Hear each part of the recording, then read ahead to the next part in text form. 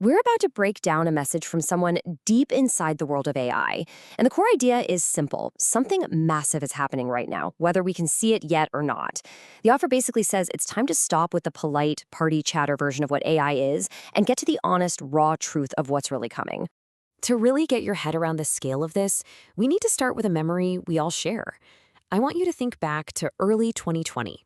The stock market was doing great, you were probably planning trips, life just felt totally normal. Yeah, there was some chatter about a virus somewhere overseas, but it all felt so distant, so abstract. For almost all of us, it just wasn't really on the radar. I mean, if a friend told you they were stocking up on supplies, you might have thought, okay, they're overreacting a little bit, maybe spending a bit too much time online. It felt like someone else's problem.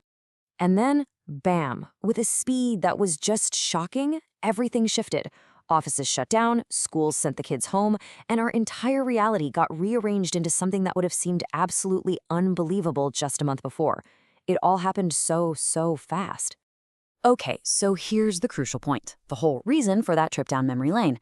We are, right now, today, in that exact same phase, that February 2020 moment, that feeling that all the warnings are a bit overblown, but this time it's for a transformation that could be much bigger than the pandemic ever was.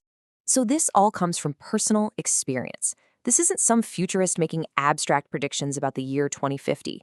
The author is an AI founder, and he's not telling us what might happen. He's reporting what has already happened to him and the people around him. And here it is.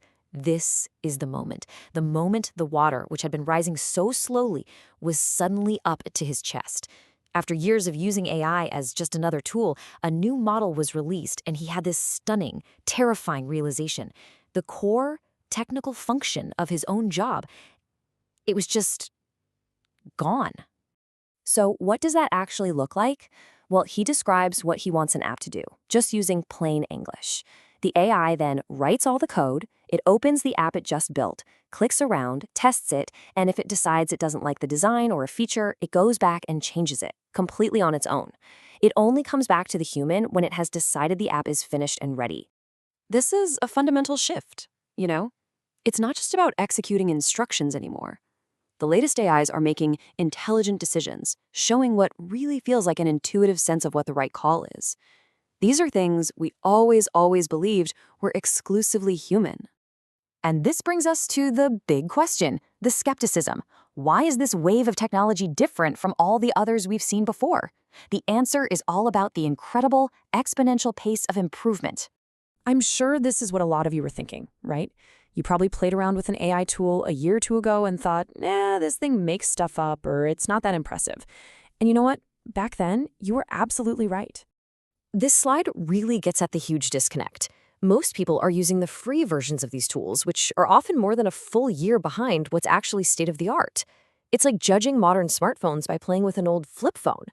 The people who are paying for and using the top-tier tools, well, they're living in a completely different reality.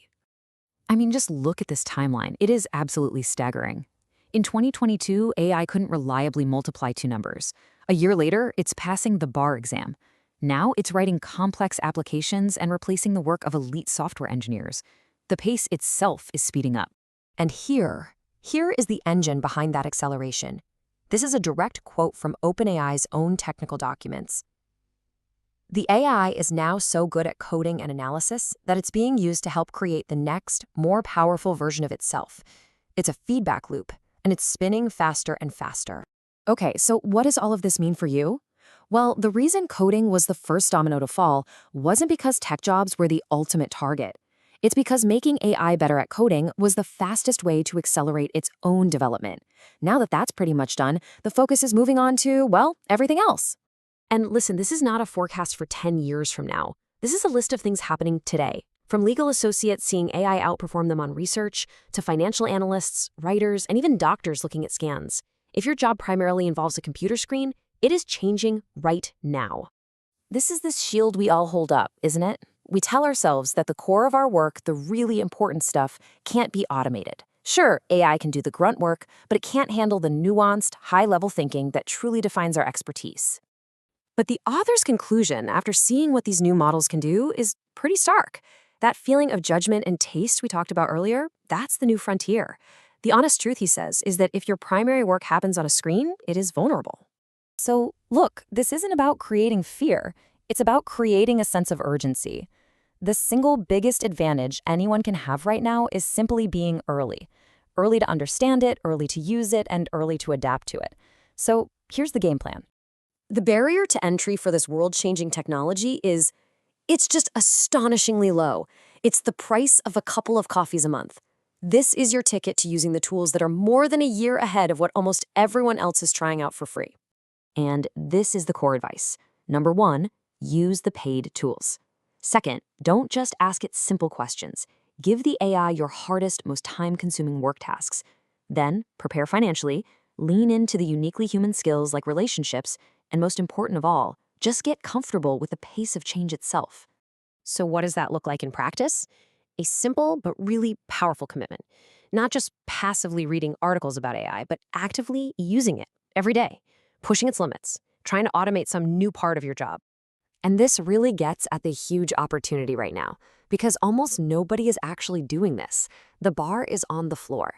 A consistent, daily habit of real experimentation will give you an almost unbelievable advantage in the months and years to come. Let's just zoom out one last time, because this is about more than just our jobs and our careers. The stakes here, they're truly civilizational.